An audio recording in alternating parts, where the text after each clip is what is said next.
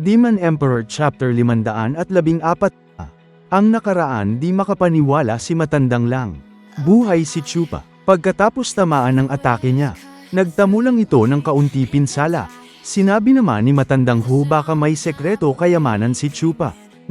Siguro mayroon siyang kaluluwang sandatang may espiritu. O di kaya mahiwagang kayamanan. Dahil kung hindi niya kakayanin ang kapangyarihan ng atake mo. Ganun pala. Ang tatlong matandang hukluban na to, bigla na lang nagbago ang mukha nila. Parang kakainin nila ako ng buhay sa kasakiman.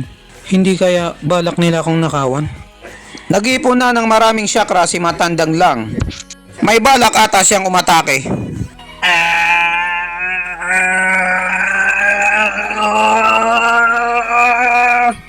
Pinupokus na ni Matandang Lang o mas kilalang Wolverine alias Logan ang lahat ng syakra sa kanyang kamay para pakawalan ito.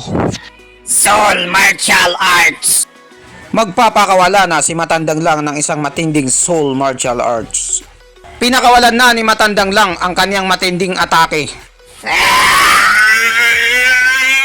Heaven Clouding Hold! Dire-diretso na tong tatamaan si Chupa. Nasa harap na to ni Chupa at lalamunin na siya. Nag-concentrate na si Chupa at inipon niya na ang kanyang nen para magpakawala rin ng matinding teknik. Inipon niya na lahat ng nen sa kanyang bunganga. Magpapakawala siya ng Katon Fireball technique kagaya sa Uchiha. Road Style, Third Move, Modified Negro Dragon Screeds. Konping Phoenix Lightning! Sa wakas, pinakawalan na rin ni Chupa ang kanyang tinatagong teknik mula pa nung bata siya. Isang ibon na may kasamang kidlat. Nanlaki ang mata ni Matandang Lang sa pagkagulat. Akala niya siguro walang teknik si Chupa na pampalag sa kanya. Puro depensa lang ang gagawin. Ayan na, magbabanggaan na ang dalawang teknik nila. Lobo laban sa ibon. Ginawang panghimagas ng lobo yung ibon ni Chupa at nagkapira-piraso.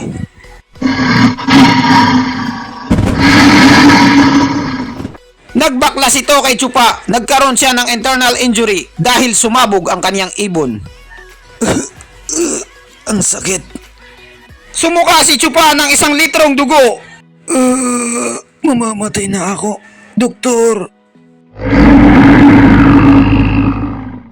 Yung nagkapira-pirasong ibon ni Chupa ay naging maliliit na lang na apoy. Inatake nito yung lobong teknik ni Matandang Lang. At ito ay napuruhan.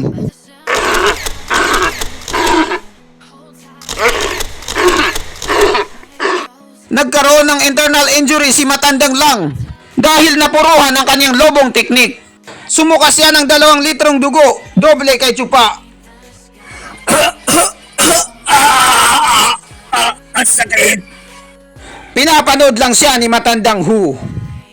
Nawala na yung teknik nilang dalawa, sumama na sa hangin. Napanganga na lang yung mga audience na taga Mindanao sa salpukan ng dalawa. Hindi sila makapaniwala. Propon Stage Cultivator, kayang-kaya niyang wasakin ng isang atake ng Ethereal Stage. At nagawa pa niya itong masaktan. Tao pa ba ang batang yan? Gayunpaman, kahit napalaga ni Chupa ang unang salpukan nila, halata sa katawan niya na pagod na siya. Sobrang layo ng pagitan namin sa isa't isa. Parang langit at lupa. Kapag umatake pa siya ulit, katapusan ko na. Samantala, si Matandang Lang, o mas kilalang Wolverine alias Logan, hindi pa rin makamove on dahil sa nangyari sa kanya. Jackal, nasa bingit na siya ng kamatayan. Isang atake lang ng spiritual attack mo, tapos na siya. Alam ko, pero Nagsisimula na namang mag-ipon ng syakra si Matandang Lang. Binubunot niya na yung mga kamuting kahoy sa lupa. hindi ko siya bibigyan ng magandang kamatayan.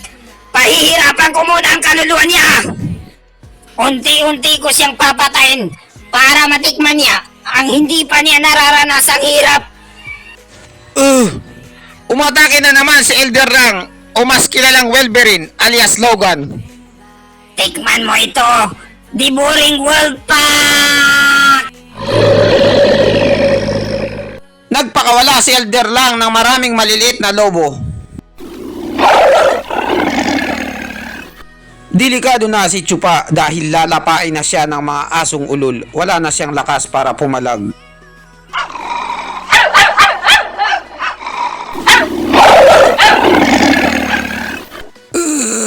Gagada pa siguro ang aking mangya ko kumai siya ringgan para makatakas. Kaso itong espiritu na pag-atake, hindi niya ako binibigyan ng pagkakataon para makatakas. Soreng demonic dragon.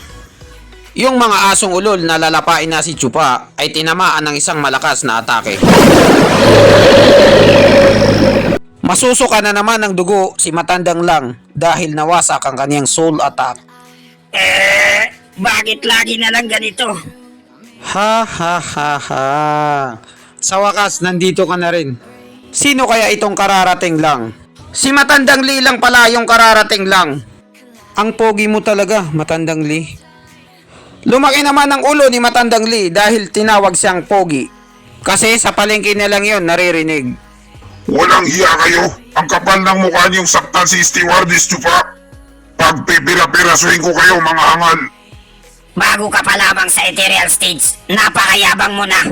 Kaya mo lang naman natalo ang atake ko dahil pinukus mo lahat ng lakas ng spiritual mo dun. Masyado kang mahangin. Walang hiya kang kupal ka, napakayabang mo. Nagkaroon ng bangayan sina Matandang Lee at Matandang Lang. Si Matandang Si at ako, pareho kaming second stage na ethereal. Tapos si Matandang Hu, third stage ethereal siya, narinig mo? Ipinagyabang ni Matandang Lang ang kanilang lineup para masindak sina Chupa at Matandang Lee. Ang rason bakit mo ko napatras kanina, dahil sugatan ako. Maging magandang bata ka na lang at umalis ka na. Nakakalungkot kung ang mga ligaw kong atake ay biglang tumapos sa buhay mo. Huwag mong sayangin ang buhay mo rito dahil umabot ka na ng ethereal stage. Pinagmamasdan lang ni Matandang Lee at Chupa si Matandang Lang. Ha ha ha ha ha. Matandang Lee, nakita mo ba yun? Mga ethereal stage sila, pero ang pag-iisip nila ay mga utak bata. Lalo na yung kasama nilang may puting balbas, gumagamit ng may spiritong lobo. Kinain niya yung pain natin. Tingnan mo, nasa kalagitnaan tayo ng digmaan. Napakatangan niyang tao, sinabi niya sa atin ang mga kondisyon nila. Napahiya si Matandang Lang sa harap ng maraming tao dahil tinawag siya ni Chupa na tanga. Mas malaki pang pakinabang niya maging kalaban kaysa sa maging kakampi. Hindi na matiis ni Matandang Lang ang pinaggagawa sa kanya. Isa siyang kagalang-galang na ethereal stage, tapos ginagawa lang siyang katawa-tawa. Nakagat niya ang kanyang labi dahil sa galit. Ibitsuging bata, papatayin kita ngayong araw na to! Galit na si Elder Lang dahil nag-hysterical na siya. Jackal, alias Wilberin. Sugatan ka pa. Ako munang bahala rito. Sa wakas, pagagalawin na ni Matandang Hu ang kaniyang mga buto. Kanina pa siya nakatayo. Nagsimula nang maglakad si Matandang Hu. Pang warm up niya. Medyo kinakabahan si Matandang Lee at Chupa dahil gagalaw na si Matandang Hu. Pinakawalan na ni Matandang Hu ang kaniyang spiritual power.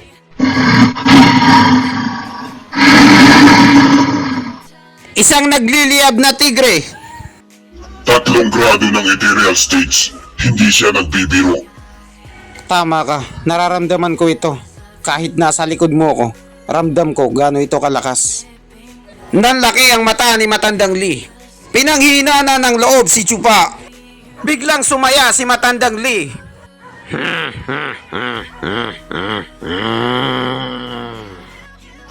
Tamang-tama. Kanina pa ako gigil makipagsagupan. Nakakasabik makipagbakbakan ulit. Nagliliyab na ang fighting spirit ni Matandang Lee. Bumalik na naman siya sa pagiging adik sa laban. At dito nagtatapos ang chapter 514.